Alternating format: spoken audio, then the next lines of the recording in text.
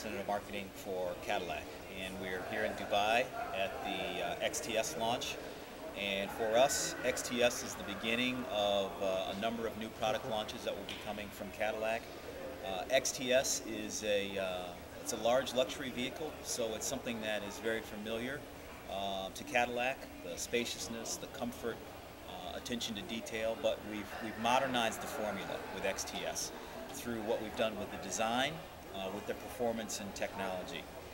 In terms of design, it's still the art and science language of Cadillac's design vocabulary. It's a bit more sophisticated, a bit more tailored and crisp, moving away from some of the edginess in other designs that may be appropriate for those markets, but for XTS and the buyers that we're targeting, a bit more sophistication is needed. From the standpoint of performance, it's a vehicle that in its overall exterior size is actually very efficient, but on the interior it's actually very spacious, and so we're able to use our 3.6 liter direct injected V6 engine, over 300 horsepower, and it's more than adequate for the size of that vehicle. In terms of the handling dimension of XTS, very confident, very composed, particularly for a vehicle of this size. We have, for instance, standard magnetic ride control, which is a feature that you would see on our CTS V series, for instance. And what we do with it in the XTS is we're able to get the right balance of handling characteristics and aspects, keeping the vehicle very stable, very steady on the road, but also not sacrificing the ride quality and the comfort in terms of bumps and other disturbances on the road. So it's a very comfortable vehicle as well. And then finally, from the standpoint of technology, and something that we think is going to be very attractive to consumers that may not have considered Cadillac in the past, we've got leading technology features within XTS. Q, the Cadillac user experience, for instance, which consists of a touchscreen interface within the vehicle, as well as a reconfigurable instrument cluster display with 4 different modes, and the ability to literally see just about any kind of information that you'd want to see and interact with it in just about any way that you'd like to interact with it. Industry first in terms of a capacitive touch screen, which means the same kinds of gestures that you'd use on an iPad tablet, for instance, you can use in our system. So you can pinch, you can zoom, you can swipe. Very familiar. We also have haptic feedback. So what we mean by that is there's a slight vibration when you activate one of the icons, so that you know that you've actually performed the action that you've intended to perform. In summary, for us, we think XTS is going to appeal to our loyal Cadillac buyers, DTS owners, for instance, that are looking for that space, that comfort that's associated with Cadillac. And at the same time, we expect to bring new people into the showroom, people that are driving Audis or Mercedes or BMWs, because they're going to be attracted to the technology. It's very important for markets in the Middle East because they're looking for the best of the best. They're looking to Cadillac to provide that kind of leadership from a vehicle standpoint, and we think XTS is really going to fit the bill. Was it a conscious decision to bring in the all-wheel drive instead of the rear-wheel drive? Sure. And how do you think it would actually add value to the car or help in the market? The decision to bring all-wheel drive to markets in the Middle East really springs from 2 concepts. First, we're bringing our absolute best vehicle here to the Middle East. So it's a Platinum Edition XTS. It's fully loaded. All-wheel drive is the ultimate expression from the standpoint of how that vehicle is equipped. So from the standpoint of equipment, all-wheel drive makes sense, but really from the standpoint of the best handling vehicle, all-wheel drive also fulfills that characteristic as well. You get a better weight balance front to rear. You also get a better performing vehicle from the standpoint of performance in the curves. And so with the electronic limited slip differential, that's part of the all-wheel drive system, what happens is the wheel that has traction gets the torque. And certainly that helps you in inclement weather or for poor road conditions, but it also helps you in normal road conditions when you're taking curves, taking turns, particularly on elevations and those kinds of things. So it's a better performing vehicle and it's a better package overall. When you mentioned packaging, why is it that the engine has been restricted to 3.6? Is it not capable of taking something, say, higher in terms of capacity and cylinders, or smaller in terms of capacity in cylinders? 3.6 liter is really the core engine for Cadillac overall. We find it in our CTS, in our SRX. It'll actually be featured in the all-new ATS, which will be coming shortly. It makes sense as the core powertrain for XTS. As we go forward in the future, we could look at different powertrain variants within XTS. I can mention, for instance, that when we start building the vehicle in China in December of this year, the standard engine in that case will be a 2-liter turbocharged engine generating over 250 horsepower. As we go forward in time and as we build our market presence in the Middle East, it could be possible that we would bring other engine variants here, but as we initially start out, we think the 3.6 direct injected is the best way to go. What's an overview of how the brand is doing worldwide, especially in its home market, the emerging markets, and the Middle East market? In terms of Cadillac's global presence, 2011 for us was a very good year overall. We did 200,000 global units of that. Approximately 150,000 were in the U.S., 30,000 were in China, which was that's a record for us in that market, and the 20,000 in the rest of the world. Much of that here in the Middle East, actually. The good news is, we did those 200,000 units with essentially 3 core vehicles: the CTS, the SRX, and the Escalade.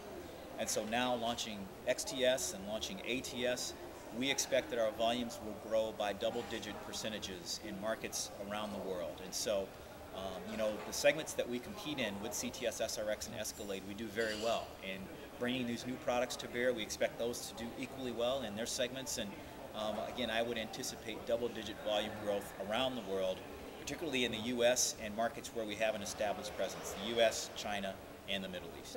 Downsizing trend going on these days, especially in SUVs. You see a lot of unibodies, vehicles coming up, crossovers coming up, under 2.4 liter.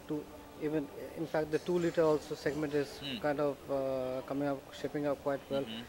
There are also people started looking at the 1.6 as well. In your speech yesterday, you mentioned about 10 new vehicles coming in as part of the Cadillac onslaught. Yes. Apart from the electric vehicles and all, is there any way Cadillac is looking at these new emerging segments as well? Definitely looking at emerging segments. We're also looking at alternative propulsion technologies. There's nothing specifically that I can announce at this point, but those areas are definitely under study for us.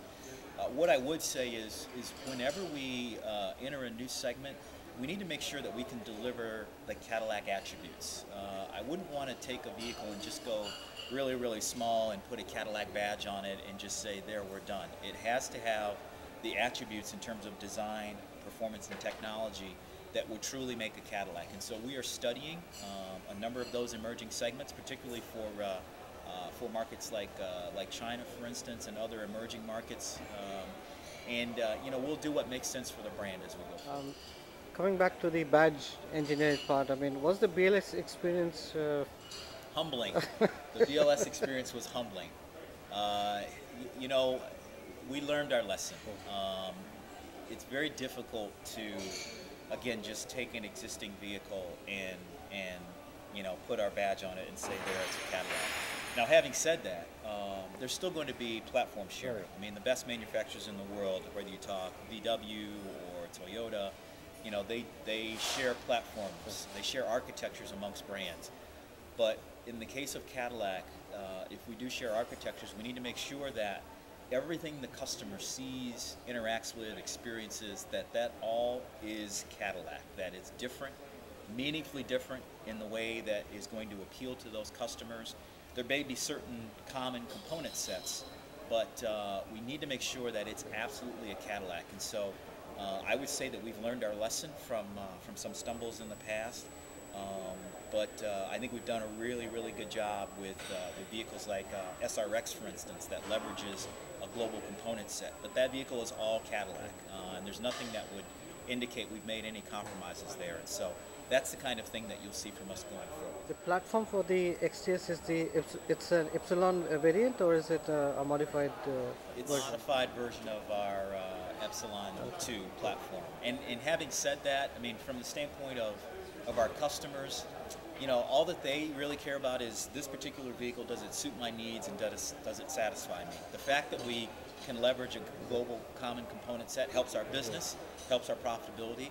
The fact that we're able to do it in a meaningfully differentiated way and deliver what our customers expect is absolutely what we need. We have to start with the customer needs first, and then understand, can we meet those needs leveraging common component set, or do we need to do something all new?